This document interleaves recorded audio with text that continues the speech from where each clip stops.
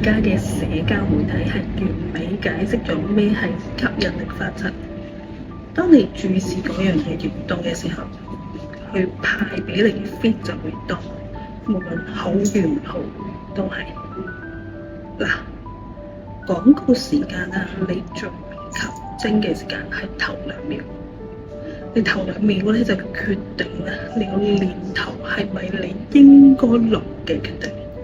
試問一聲，好多做個人品牌嘅人都犯過一個錯誤，就係如果有 haters 嚟撩交拗同你嘈嘅話，你就睇唔住嘅，會一直同佢嘈。但係你咁樣做會一直吸唔到 haters。但係你要記住，你喺呢個社交媒體係要做啲乜嘢？你係建立信用度，定係多啲人認識你，還是你只係為咗揾錢，還是你係想同其他唔同行業嘅人交流？